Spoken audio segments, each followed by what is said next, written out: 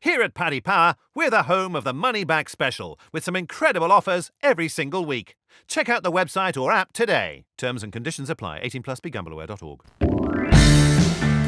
Hello and welcome to this Monday Postcast. I'm Maddie Plough, joined in the studio by Robbie Wilders and Tom Park. Darren Hughes, regular on these postcasts, is back for Paddy Power. What a weekend it was. As per usual at this time of year, the great races, they just keep on coming, and we enjoyed another Frankie Dettori masterclass in the Irish Oaks. Starcatcher won on the screen behind us, making it an 8th Group 1 in 51 days for the Italian rider. Superb performance, and I think he just bossed it, didn't he, Parky? Yeah, it was just a masterful ride. He's in the form of his life at I don't know the exact age he is, but he's certainly not getting any younger. He's just brilliant, and I bet Ryan Moore's just sick of seeing the back of him. And Team Ballydoyle obviously at the weekend with Fleeting, but the amount of times he's done this. I mean, we were just going through his rides yesterday, and all of these big ones that he's kind of won from the front. And Golden Horn and the Arc was the standout one for me. But yeah, you could see from a very early stage in the race what he was doing. As soon as he pinched the lead and then he stacked them up, you just knew what was going to happen. I'd like to touch on Fleeting. She was again unlucky. Do you think she was? Because some people, it's polarised opinion a little bit. It has polarised opinion. The sectional gurus out there will tell you that she's been unlucky. She keeps coming out of these races, and these sectional guys are going, "Oh, she's recorded this brilliant split."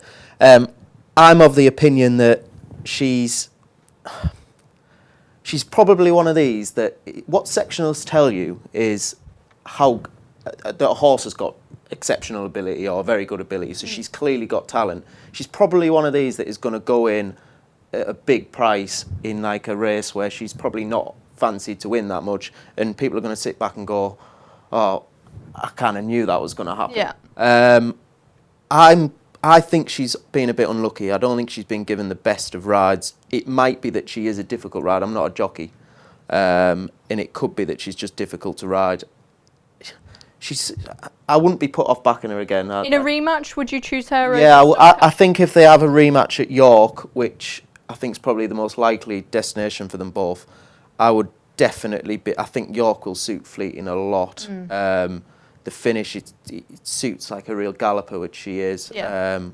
She's got a big long straight to kind of get going, which is what she kind of needs, I think. The thing is, she's not actually got to the front and really looked like she's going to win. She's come out of the Oaks, out of Royal Ascot again on Saturday, and you kind of thought, oh, she was a bit, like people are saying, unlucky, but she's not actually really made the winner fight. She's not really got there and thought, oh, Fleeting's going to win this. Yeah. So she's looked beaten every start. I think I'm on the same page as David Jennings, and he thinks she's just always going to look unlucky, and she could easily place in an Arc or something like that. But is she ever going to get the big win? I think she might. I think York will suit her. I think that'll be, if she's going to do it, York will be the track that she'll do it at, I think. Yeah, I can definitely see that angle for sure. Robbie, we've seen it with Sovereign and horses winning these classics from the front. Do you think that's something that we all need to sit up and take notice of now? Yeah, there have been quite a few examples this season, but I'm very much in the camp of you and David Jennings,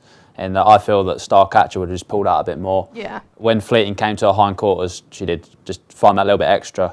And another 2 furlongs, I anticipate the winning margin being about the same. Obviously victim of a good ride from Frankie, but yeah, as Parky said, Fleeting might just be slightly complicated. But she's obviously got a lot of class. But will she win a Group 1? I'm not so sure. She probably needs everything to fall into her lap, really. Yeah, I know what you mean, for sure. Darren, what was your analysis of the race? I disagree with you there to an extent. I think she was there. I think she was extraordinarily unlucky. I think that Ballydoyle got their tactics wrong. Shamie Heffernan he was on Peachtree, he gave Frankie an extraordinarily easy time but off front, which you just can't do to a jockey of Frankie's calibre. And Frankie was on a filly that stays very well as well. I think Dunica's comments afterwards told the story. He goes, look, she ran a great race, but if she'd had a proper pace to aim at, she would have run a lot better. I take the point that Starcatcher did pull away again a little bit at the end, but for me it was a monumental effort on Fleeting's behalf, and in an ordinarily run race again, I'd be back in Fleeting to turn the tables. I mean, that's 3 of the classics this year. Ballydoyle have got their tactics wrong, and it's both Oaks and the Irish Derby. It's at the stage now where you kind of have to wonder, are they better off just letting each horse run to their merits as opposed to trying to, to outmaneuver everything else in the race? Because to me, this was an absolute mess. Peachtree was clearly there to set a strong pace. She didn't do it. Frankie had an easy time of it up top, and that's what won the race. Yeah, it does seem bizarre that you'd have a pacemaker, a perceived pacemaker as Peachtree, and then they would opt to go so slow, doesn't it? Is that intentional? Well, exactly. It happened the same thing in the Oaks. The Oaks was for a race like the Oaks at Epsom, it was quite a slowly run affair, and I'm pretty sure it was Peachtree who was making the run in there again. Maybe Peachtree's got a little bit of class about it. Maybe the jockey's just thinking, you know what, like, if I do stack them up here, but you've got to go and take Starcatcher on. I mean, you could see watching it on you the knew telly. what was going to happen. You knew what was going to happen. Yeah, I mean, I think I think Fleeting was a bit unlucky, but you can see both sides. It is amazing that it's happened 3 times in a row now where the race has not really been run to suit. Maybe they were thinking about Pink Dogwood. I don't know. She's probably got a little bit more speed than Fleeting. Yeah. Maybe Ryan was probably sat happy when Frankie slowed it up because she's got something to prove now as well. Yeah, absolutely. Darren, before we move on, just give us some prices on Starcatcher and Fleeting. Are they in ARC markets, Yorkshire Oaks? I suppose we've probably not got that yet. They should be. We haven't got the Yorkshire Oaks just yet, but for the ARC we have. Oh, they're not coming. Pink Dogwood is 20-1. Starcatcher is not here. I can't see her here at the moment. She must not be entered. So, yeah, I don't think this had too much effect on any anti-post markets as yet. But when we get closer to York, they'll have the lads have the price up. Yeah, absolutely. Talking of Frankie, let's move on to Al Ali. I still need to decide how you pronounce that name, so take any way you like. Again, just a dominant performance. Everything he touches turns to gold, and that confidence as a rider, I think that was really evident in the pre-Robert Pappan. Yeah, it was another very good ride as well. It looks a very good 2-year-old. Mentioned the Nunthorpe after the race, possibly the pre-morning's probably a more likely target. I do like to see these 2-year-olds get a chance in the Nunthorpe. They get a hell of a lot of weight. The sprint division, I'm convinced that Batash, although I think that he's been perfectly fine at Ascot, I fancied him to win at Ascot. The one place where he really has underperformed is York on the 2 times he's run there. And it is very much a horses for courses track. And I would be very keen to take him on. So I'd quite like to see them go for it. It wouldn't surprise me if they changed their mind and went for the Nunthorpe. They're getting a hell of a lot of weight there. The other 2-year-old that I'd quite like to see possibly given a chance is Raffle Prize, but be an interesting race. I think he is very good. He'd come on from Ascot. That's what I liked about it. That was a much better performance. He looked a real professional the way he kind of picked the bridle back up in the closing stage as well. He's probably going to be better over 6 furlongs. Yeah, I think I'm really impressed with him. I've always liked him, to be honest. Robbie shows a good attitude. Like Parky, I'd love to see him in the Nunthorpe. Not sure they'll go, but could be a race that suits him. I thought he picked up well from not the easiest of positions on Sunday. No, yeah, it was a good performance the way he kept on from quite, not maybe slightly disadvantageous position. I too would like to see him in the Nunthorpe. I know Simon Crisford said that he's afraid of Batash, but I don't think he should be receiving that much weight. Certainly, he's bombed out in the Nunthorpe before. He's very in and out kind of horse. He lets you down a little bit. He's still putting in top class performances, but not quite getting there. He's got 2 Group 2s on the board now, Ali, and Group 1 looks certainly likely, considering he's probably could well be the best sprinter we've seen, certainly 2-year-old colt. Yeah, exactly. Darren, what do you think? I mean, as the lads have mentioned, the Morney probably the likelier target up in trip, but it would be a great prospect to see him on the Knave Smile, wouldn't it? It would. I'm kind of in the camp with 2-year-olds that just, let them be 2-year-olds. I generally would be against running them against older horses, just because the gap between a 2-year-old and a 3-year-old is, proportionally bigger than a 3-year-old and a 4-year-old by some distance. They're only babies, really. It's like an under-16 footballer playing in the Premier League. They're just not up for it. Well, by and large, they're not able for it yet. He's 8-1 there for the Nunthorpe. I'll just give you a rundown of the prices. 10 Sovereigns is 9-4. Batash is 5-2. Mabs Cross is 11-2. Soldier's Call is 13-2. Ali is 8. 10's Bar But yeah, I'd be more inclined just to keep him to his own age group. Okay. I mean, he's not overly big. I'd be just, hoping they'd strike while the iron was hot. Who knows if he's going to make a 3-year-old or not? Yeah, I'm kind of in your camp, really. I just think that sometimes with these 2-year-olds, he's doing all his work early on in the season. There's a good chance that he will train on. Do you think with him, does he strike you as the type that will? He doesn't really. I think he does look quite small. He's in the form of his life so far anyway. I mean, is he going to really get any better as a 3-year-old? Is it not worth just giving them a chance? As you say, getting a lot of weight. The favourite probably the Batash will probably hose up at Goodwood, and he'll be a ridiculously short price. But I mean, he is vulnerable, isn't he? Charlie Hill said last year after he got beat, he said, "Oh, well, I don't think we'll be coming here again." So just because he looks a better horse this year, I have to say, but I still think Mabs Cross will be very hard to beat than Nunthorpe anyway. But I just like to see them give these 2-year-olds a chance, because I do think they get too much weight actually. So I think they have got a really good chance in it, and more should be given. I had a 2-year-old who was the best sprinter in the 2-year-old division, why not give it a chance? Yeah, I'm definitely with you. Let's move on to talk about Newbury then. We had the Hackwood Stakes. We had, of course, the Super Sprint won by Betty's Hope. Great story that for Rod Millman and his family, winning with such a cheaply bought filly. I think she cost $3,000 at the sales, and God knows how much she's won now. Fox Chairman Withhold also putting in nice performances. Darren, did you have sort of an eye catcher or a highlight from the action at Newbury? Not as such. I was actually in the car myself on Saturday, so what I actually saw of Newbury was limited enough. I heard Bruce say on Friday that he wouldn't be mad about that super sprint. I'm kind of in the same camp, that like it's a great initiative and it's good, for buyers of cheap horses, that they have a chance at such a big prize. But you're not really looking at it going, we have a potential superstar here. Nothing. Tiggy Wiggy is the one exception, but like in the last few years, nothing has really crowded the race. The Hackwood for me was like a non-event. I mean, like the Tin Man didn't run his race. The German or whatever thing went and won the race at 33-1. So I wouldn't have a massive opinion on that. And even to take something out of the race, there was nothing overly promising either. Fox Sherman was good. I enjoyed that. He did it really well. And Withhold was a highlight as well. But those two aside, there wasn't much to take from for me. Okay, interesting that Withhold could now step up in class, robbing of the Lonsdale against Stradivarius. If they can sort of keep his bleeding problems at bay, could you see him figuring in a race with him? You could see him, it's probably not the strongest division, so you could see him maybe running into a place. He's won that handicap of 107, so he's going to go up into something like close to the mid 110s. But what a CV is starting to build now. He won a Cesarewitch off a mark in the high 80s, now he's won a Northumberland Plate, and he's won this Marsh Cup in his comeback. In a sort of windy enough division, I'd have him. He's worth his place in that sort of lineup, certainly. Yeah, I think he's proved that now. Parky, any sort of comeback to what Darren thought about the Super Sprint? I think it's one of those things. I think if you take it as it is, for me, it's a great fun race, and I like the stories it produces. But I think Darren's probably right in that.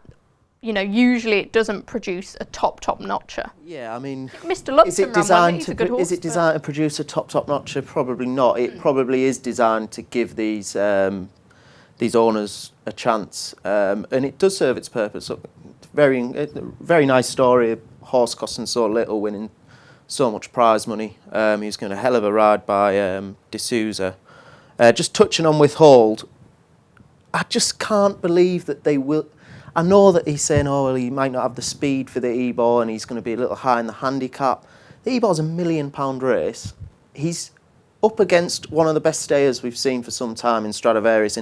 If he does step up to it, it's not a Group 1. I just can't understand why they wouldn't go for the Ebor. I mean, he's won all these big races. Big weights. It's not going to be that big a weight because the Ebor's. It's £1 million race. If you've got a stayer who, the ceiling's gonna go right up. I don't think the handicapper will. I don't think he'll be in the 115 bracket. I think he'll maybe go up £4. Maybe. I think maybe Charlton coming out and saying, we're not sure about the E-boys. Maybe it's a thing to say to the handicapper, look, be easy on him. It's £1 million race. I mean, just anything that you've got that you don't think is going to beat Stradivarius, I'd be running in the E-Ball, because Yeah. I think it's that kind of rate. It almost falls into like the Melbourne Cup bracket now. You see horses running off them kind of marks all the time in the Melbourne Cup. So, yeah, I'd be going for the E-Ball with him. I think I've always liked the horse. I thought he would run a big race in the Melbourne Cup last year. He has got a few vulnerabilities with his bleeding and stuff, but look, they get him there in one piece. I think he'd have a right chance at York in the E-Ball. Yeah, It suits him as well. I mean, he's a very strong traveller. You need to travel strong. That's the key to York, and he's got that. He's a galloper because he's going to stay further. It's going to be a hotly run race. I like him. I think he'd have a good chance in the E-Ball. Yeah, for me, I thought it was really, really testament to Roger Chant's training abilities. He's clearly not been a straightforward horse, had numerous setbacks with him, and there's only so much you can do to stop a horse bleeding, and he's just produced him perfectly. Robbie, to win, a marathon race over such a long absence was a really good training performance, I thought. Yeah, absolutely. He's certainly got the right horses in behind as well, like Who Dares Wins, Coeur de Lion, the Grand Vizier. All these horses running in the top staying handicaps. I didn't actually think about the E-Ball. That's quite a good point Parky's made, because the bottom weight this year is probably going to be something like 103 or something. So he wouldn't have to give them a massive amount, and he's proved that he probably is a group horse now. So yeah, that kind of makes sense with the increased prize money. Yeah, thanks for your thoughts on part 1 of the Postcast. We'll be back in just a minute to look at some of the week's action coming up. What's my horse's handicap? The fact that you're backing him? Everyone loves a newbie. That's why Paddy Power Games are giving all new customers 60 free spins on daily jackpot games. New Paddy Power Games customers only, one per customer. T's and C's apply. 18+. BeGambleAware.org. Welcome back to this Monday Postcast. We're going to look ahead to Wednesday's racing now. And Nace, there is the listed Yeomanstown Stud Irish EBF Stakes over 6 furlongs. That's at 7.25. Now, the final entries aren't actually available to us yet. But when I last looked, Sophia was in here, the Sapphire Stakes winner at the weekend. We've not actually spoken about her yet, but obviously she's not going to run. The likes of Firefly, Lethal Power and Servalan were also engaged. Did you have a quick look at the main protagonist, Parky? Yeah, the one I liked was Lethal Promise. She's found group company a little bit hot, but she's 2 from 3 in listed company. Been behind Sophia the last 2 starts. She's actually favourite to beat her 2 starts ago in July, so in June. It just shows how a month things can change, because Sophia looks the real deal, really. That was a hell of a performance on Sunday. Yeah, I think Lethal Promise is interesting. It's not a race that I would be overly keen. There seems to be a lot of these filly sprints this week for some reason. A lot of listed races for fillies. But yeah, she's the one that I drew my pin on. Okay, what about you, Darren? Another one that's been, has a bit of form in behind Sophia from this year, and that's Gossamer Rings for Aidan O'Brien. No good latest in Fairyhouse over 7 furlongs. I think she's just a real speed horse. She's a scat daddy. If she needs a strong pace to aim at. This is sort of a drop in class for her. If you leave this year, she's already finished behind Sophia. She's beaten 5 lengths, 4.5 lengths by Innsbruck Ford, 7 lengths by Speaking Colours. Wasn't a great effort either. But at her very best, like last year, she was only beaten a couple of lengths by Fairyland. If she can get back to anywhere near that sort of form, once Sophia's not running here, she should be good enough to be thereabouts. Yeah, we're covering plenty of bases here. The horse I quite like was Servalan, Jesse Harrington's filly. Really good 2-year-old. Second behind Lethal Promise, who we talked about last time. I think maybe there could be a bit more to come from her, but no strong opinion before these entries are finalised. Robbie, who did your pin come down on? Someone different to everyone. I thought Dermot World's Titanium Sky was quite interesting. She was 4th in a 1,000 guineas trial at Leopardstown in May, and a close 6th in the Athasi Stakes to Happen. She's been running over a little bit further than 6 furlongs, but she's unexposed over sprinting trips, daughter of Dark Angel. So I thought maybe she might be slightly overpriced when the decks come out.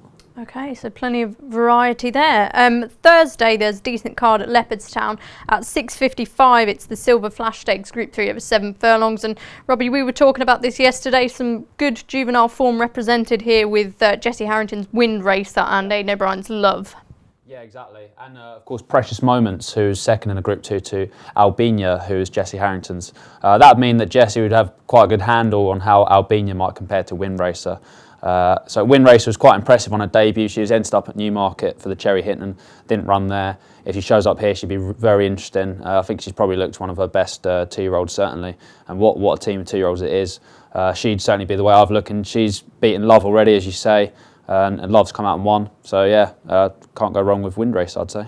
Yeah, nice and straightforward for Robbie then, that one. Darren, Jessie seems to be flying at the minute, and she does have quite a lot of strength and depth in her juveniles, doesn't she? Just going to say that, Maddie. Yeah, the word is that this is the strongest bunch of juveniles she's ever had, which is great for her because, you know, she lost Alpha Centauri to injury last year, and, you know, that's kind of like a once-in-a-decade sort of horse. So for her to have a team like she has now with 2-year-olds to look forward to for next year again, she's blessed in one way, but she deserves it as well because she does a great job up there. This for me is a tough one. It's between Wind Racer and Aiden's Precious Moments, who is still obviously a maiden, and it'll depend on the prices for which way I end up betting it.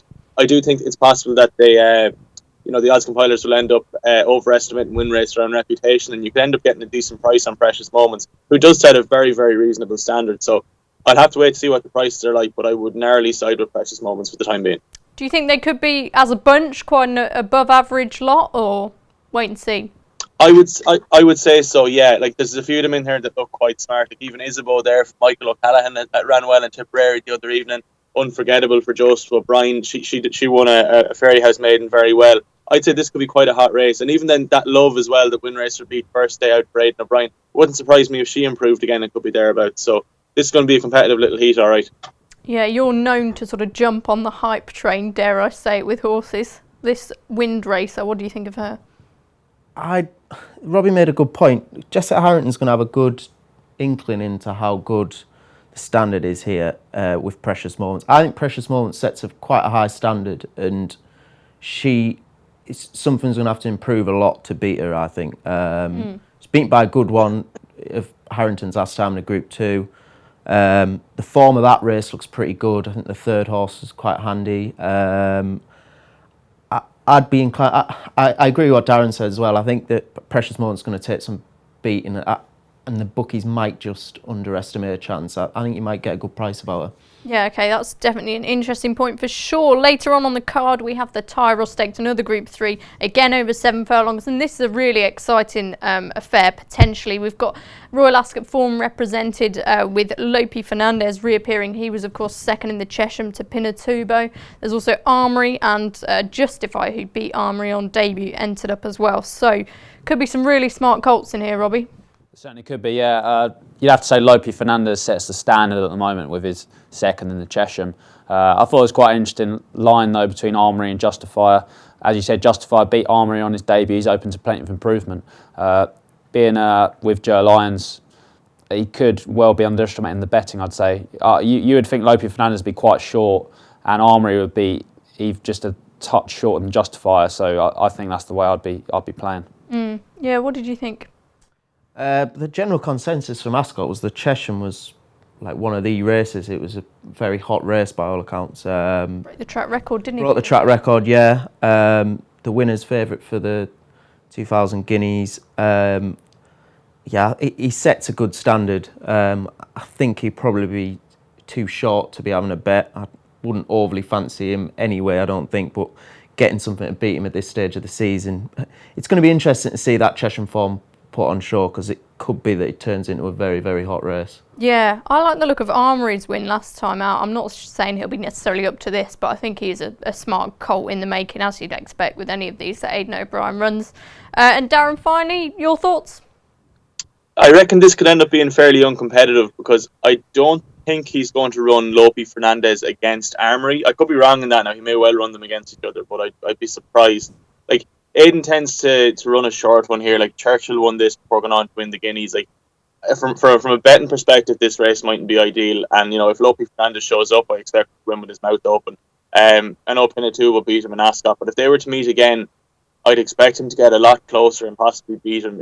I think Lope Fernandez is there's more improvement in him. I think Pinatubo is a real 2-year-old. He's kind of ready to rock sort of thing. Whereas Lope Fernandez is still very babyish, very leggy.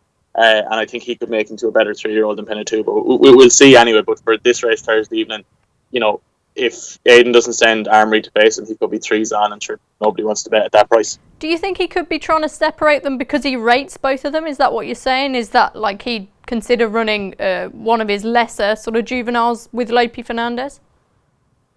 Yeah, and just looking here, like he has Royal County Down entered and Harpo Cratties, who, like, you know, they probably are talented, but I doubt they're going to be stable, shining lights, and he may well run one of them just to give Lope Fernandez something to aim at. I'd say that Armory is reasonably well regarded, and the form has begun to work out as well. As in, the horse in 4th has run quite well since, and then the horse in 8th, Kingslayer, from that evening in the Curragh when he beat Ironmore, he was only narrowly beaten in a good Leopardstown maiden last week. So I'd say this Armory could be quite smart, and even the way he went about it in the Curragh when he won his maiden was very good. So I'd say for the time being, he might want to keep him away from Lope Fernandez. Yeah, I can definitely see that angle for sure. And before we move on to some of the British action, Darren, you wanted to shoehorn one in there for Galway. Yeah, best week of the year. Goodwood is only a distraction for the week of Galway. It's unfortunate that they always end up clashing, but for the Galway herd, like, he's gone short now, but Band of Outlaws, I'd say this has been the plan for him pretty much since he crossed the finishing line at Aintree. They put him away for the summer, ran a lovely prep race, the Grimes hurdle down in Tipperary, he came second, and any Irish racing fans will remember Sharjah coming second in the same race last year before going on to Galway Glory, so the path has been well trodden before. Band of Outlaws, I'd say he's better than a handicapper, but getting the 4-year-old allowance here, he won't be weighted out of it, and I think the race could be just perfect for him. And look, we all know what JP is like putting one in these handicaps. He's well able to put them in the right place, so he'd be for me. I've already backed him. There was 7s available. Just after checking here, it's mostly 5-1, 6-1 now, so I could see him going off half that on the day all the same. That's the message from Darren then. Get on Band of Outlaws for the Galway hurdle. As I mentioned, back to the British action now though, and on Friday in the build-up to the King George at Ascot, we have the Acorn Insurance British EBF Valiant Stakes, a listed race again for the fillies mares. Parky, you're right, there's a lot of these races about. Billiston Brook, she won 1,000 guineas once upon a time. She's engaged here, as is Magnetic Charm, who ran so well in Miss Sandringham, and a whole host of others. Who took your eye in the entries? I'm a massive Magnetic Charm fan. Really like her. She ran a stormer off a massive weight in the Sandringham. She beat Twist and Shake. Twist and Shake that won it in France yesterday. I just think she's very, very good. It's amazing to think that I'm talking about one that's going to be really hard to beat when there's a 1,000 guineas horse. It's crazy in the race, and she is in decent form. I do like Magnetic Charm. The bookies might just underestimate Exhort's chances. I kind of pinpointed her for some handicaps, and I was surprised when she beat Billiston Brook in quite a good listed race at Pontefract. The bookies might just underestimate her chance again, because they might just think, she was 25-1 that day, but she was worth that. She's been threatening in handicap company before that, and she's quite a good filly. It'd be interesting to see the prices before I nail all my colours to Magnetic Charm, but I do like Magnetic Charm. I think she's top class. Yeah, she's progressing really well, isn't she now? Excuse me, Robbie, who did you think? Billiston Brooks, she's not really kicked on since her 1,000 guineas win, has she? Amazing to think she beat the likes of Lawrence and Happily and Wild Illusion. She's not replicated that form since, really. I agree with Parky. Magnetic Charm looks like she could be potentially top class. She tried to give £21 to Thanks Be in the Sandringham, carrying a huge weight. She's only beaten a neck there. As Parky said again, she beat Twist and Shake, who won at Deauville by 3.5 lengths over the weekend. Twist and Shake's highly regarded. I think she could be really smart, and she's pretty suited by race conditions, so I find it difficult to look much further. Yeah, could take this on the way to better things, perhaps. We'll keep our eyes on Magnetic Charm. Darren, are you going to make it 3 votes for the Royal Filly? Yeah, 3 for 3 here, Maddie. I think this is as close a thing to a certainty as you'll get. Now, I'll want to see the prices first, but for me, she's a cut above all these. Like that performance she put up in the Sandringham was borderline group performance. To give 20 odd pounds to a horse as well handicapped as Thanks Be on the day, and she probably could have won on another day. She was just touch unlucky as well. Even her back form as a 2-year-old reads quite well for me. I won't say a penalty kick, but a good thing. Is as good as you get. Yeah, you get the impression William Hanks has always thought a lot of it. Now it's all just starting to work out. Another fillies race is at York at 7:30. It's the Lyric Fillies Stakes. Again, listed calibre over the longer trip. Some really talented fillies entered up here. We've got the likes of Frankalina, Fanny Logan, Encapsulation and Queen Power, who ran so well at Royal Ascot. Hopefully they all stand their ground, Robbie. Hopefully they do, yeah. It could be certainly a higher class race than a listed race. The one that caught my eye was Encapsulation. I put her up before for her previous race at Sandown, the Coral Distaff. She ran really well. She was really weak in the betting that day. She opened up, she was about 3-1 in the morning, went off at sevens. Nearly caught Hidden Message. That was over a mile. If there was any further, she'd have definitely got there. The time before, she was second in that race at Nace that Pink Dog would run the Salsaville Stakes, and there's just been stacks of winners, stacks of group performers coming out of that. She's left Noel Mead now. That was her first start for Andrew Balding. She's going to come forward from that, I'd say. An extra 2.5 furlongs is going to suit. I think she's a really big player in this. Yeah, I really like the sound of that, to be honest. I was definitely struck by the same sort of thing as you. She really needs that step up in trip now, I think, and maybe she could be a bit of a price with the sexier horses of Queen Power and Frankalina in there, who have been contesting some of the bigger races. So what do you think, Parky? Yeah, I agree. I think she might be a bit bigger price than she ought to be. She's kind of come from a different kind of angle as the other fillies. The best form in the race is probably Queen Power. That Rillsdale, the Irish Oaks, the Rillsdale horses come out and ran really well. She ran well at Ascot. She's a bit unlucky, wasn't she, as well? She was a little. Were unlucky at Ascot. Yeah, she's probably entitled to a bit more improvement as well. She's still very lightly raced. Stout horse, obviously, keep getting better. Yeah, I quite like Queen Power. I think it'd be, again, interesting to see the betting. But yeah, I probably think that Queen Power's the most likely winner. There might be a few that go under the radar. Yeah. Okay, Darren, finally. Encapsulation for me, Maddie. I'd say this filly could be very, very smart, and I'd say she could improve again for Andrew Balding. It's nothing against Noel Mead. He's a brilliant trainer, but he's not known for training flat horses.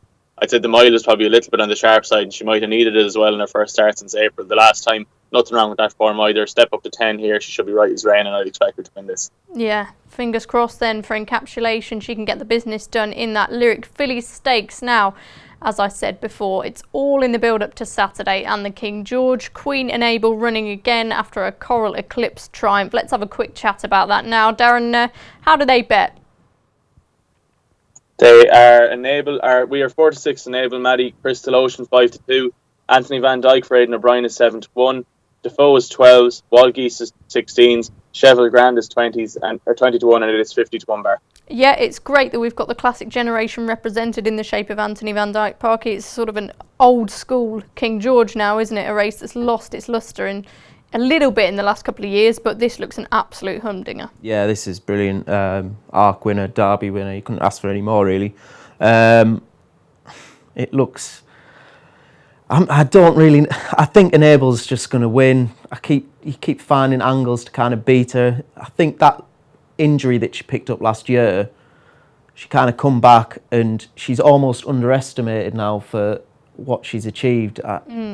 She's almost underrated for a horse who's been so dominant. But she come back from that layoff. Obviously, after a long layoff, people were trying to take her on with Crystal Ocean. She made light work of that on the comeback. She was. Do you think we can worry about the bounce factor at all?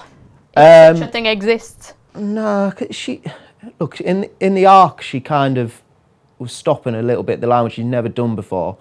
I still think one of her best performances to date was when she won at the Breeders' Cup. I know the winning distance wasn't that much between her and Magical, but they absolutely thumped the rest of them. Including Waldgeist too. Including Waldgeist. I'm convinced that had Magical been given a better ride at Royal Ascot, she'd have beaten Crystal Ocean. Enable's beaten Magical when Magical's fit. Enable's probably 80%. I was at Sandown that day. She was carrying a little bit. She will come on for that run. Crystal Ocean, I think, is probably a shoe-in to be second. And then, is there an each way bet when you're only fighting for one place? Because I think that the top two in the market will be 1 and 2. So it's a race that I'm not going to be backing Enable at 4-6. I don't think, but I'm probably not. It'll be a race that I'll be there and just watching and cheering Enable on, I think. Yeah, I think for me, Robbie, it's a race and a horse now that we really need to start championing. You know, she is a great, I guess you'd say now. You know, people have compared her with Frankel, obviously in the same ownership. She's achieved so much. Is this just going to be another box to tick for her? She's won it before, of course. She has won it, yeah. I think she'll win. I think you're going to struggle to find any angles to beat her. I agree that Chris Lotion will probably follow him home. I just feel that Woolgeist is too big at 16s, though. I think he could feasibly be half the price. I think that'd be much fairer. He's not a million miles away from Chris Lotion. I know he was being about 4 lengths by him in the Prince of Wales's, but he might not have wanted the ground that soft. Step back up to 1 mile 4 on fast ground. He's got plenty of top class form in the book. At the time before, he was really impressive in the Prix-Gannet. I'm pretty sure Andre Farb said that he was going for this. And Defoe's in there about 10s. I think he's a better horse than Defoe. He's definitely rated higher. So for me, he'll probably be the bet, but it's obviously a concern because the front two are clearly so far ahead. But I just have him as a bit too big at the moment. Yeah, I know Tom Siegel will definitely join you on that sort of train. He absolutely loves Woolgeist, and maybe there's the inkling we've yet to see the best of him. Maybe he flatters to deceive sometimes. We'll see on Saturday. Darren, finally, your thoughts on Enable? I've nothing against Enable. I think she's class. Here we go. I'm not here to run her down. Like there's no point in me rehashing what the lad said there. Like, she's as good a filly as we've nearly seen. But I've had the biggest bet in my life on Crystal Ocean for this, and I'm tempted to go in again. To be honest with you, I think he's a completely different beast this year than what we've seen last year. I'll just poke 2 small holes at Enable, and that's that she still hasn't reached the form of her very first ARC win since, and this is a quick enough turnaround 3 weeks after Sandown. I'd have preferred it to be another week for her. I just think Crystal Ocean he fits the profile of a horse that has improved again. He's a Michael Stout horse. They obviously improve with age. He's very patient with them. His performance at Ascot on conditions that wouldn't have suited him, like 10 furlongs on soft ground, blew me away. Absolutely, it was a career best, and as I say, conditions that wouldn't have suited. I think he can improve another 3 or 4 pounds for fast ground over 1.5 miles. And if he does that, he wins. It's as simple as that. He's going to run to a mark of, you know, the low 130s, and for me, that's good enough to win this race. You know, there's 3-1 out there. We're 5-2. I make him more of like a 7-4, 15-8 shot, and possibly shorter again. I can't wait for Saturday. I really hope he wins. Obviously, have him back, but whatever way it goes, we're in for a humdinger.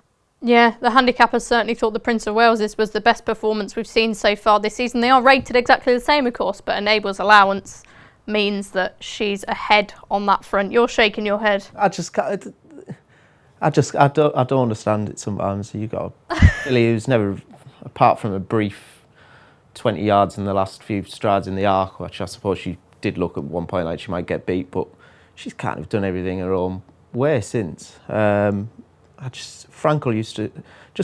used to beat everything out of sight. She's still winning pretty easy. I mean, I just think she's beaten Magical, and there's a good form line there with Crystal Ocean. I'm of a different opinion to Darren. I think that Magical should have beaten Crystal Ocean at Royal Ascot.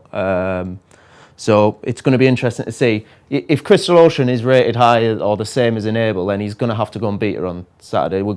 Hopefully Enable will get the credit one way or the other. Yeah, I agree. I think the amount she's achieved, you could arguably say that she's achieved more than Frankel. Yeah, but I could also see her beating Crystal Ocean by a cosy half length, and the handicapper coming out and still saying what he's saying. It's a bit weird, I think. But anyway, on that note, we could talk about it all day, couldn't we? We're all so excited for Saturday. We'll take a quick break before the midweek action.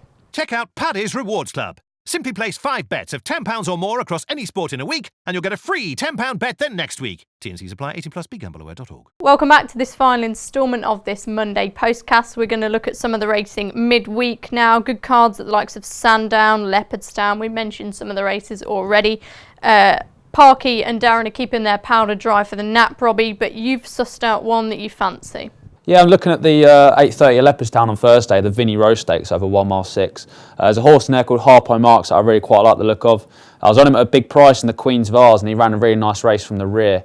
Horses weren't really coming from far back off the pace that day, and certainly in that race. So the first three were the first three throughout. He improved a lot from there. He was rated 86 before that. He's shot up to 97 now. He's given quite a lenient ride by Shamie Heffernan as well. So it looks like he's still learning about the game. I think he's a horse coming forward. He might be an outsider for the Irish Ledger. Who knows? Even the Melbourne Cup. But the 1 mile 6, he looks ideally suited to that. And I think he's going the right way. Yeah, you're a big fan of him, aren't you? I've heard you speak of him before. That's Harpo Marks, so we'll be keeping a close eye on how he gets on. What about the naps? This will not be beaten. Darren, you've got a sneaky one, so I'll go to you first. Yeah, Wolverhampton tomorrow, even at 5:15. There's a filly running for Dennis Coakley called Give Peace a Chance. It's a 1.5 mile handicap. She's relatively unexposed. She's only had 7 career starts. Her best 2 coming around Wolverhampton earlier on in the year. You can ignore her last 2 starts on turf. I think she's the Declaration Award, so she's going to improve again for the all-weather. Her run back in May behind Rail Dancer, she was well beaten, but Rail Dancer went in again since and has run creditably in better races since that as well. And even her last run then in Bath behind Miss M, she's run creditably in Class 4 handicap since. This is a Class 6. She's drawn in stall 1. I think she needs to be ridden prominently because she'll end up staying further than 1.5 miles, but I'm hoping Oisin can just pop her out tomorrow, have her handy, and she should win. Okay, confident selection there from Darren. Parky. I like Call It Out Loud in the 7:35 at Sandown on Wednesday. Just picked off at Chester last time, despite looking the winner turning in. £2 rise seems pretty lenient. He's still on £3 lower mark than his all-weather mark. He's £5 lower than he was in March. Just looks well handicapped. I think he'll win. Okay. And Robbie, who's the nap? Robbie Wilder's nap is on the Friday, 7:30 at York, encapsulation. I think she will win. Okay. Plenty of Sheba wins there then, confidence from the lads. That's all we've got time for today. Thanks for joining us. Please make sure to rate, review and subscribe as per usual. And Bruce and Keels will be back on Friday to preview all the action at Ascot. We'll see you soon. Paddy Power Games has over 250 of your favourites to play online, and we're going to attempt to name them all in this 10-second ad before the T's and C's kick in. There's Blackjack, 18+, begambleaware.org.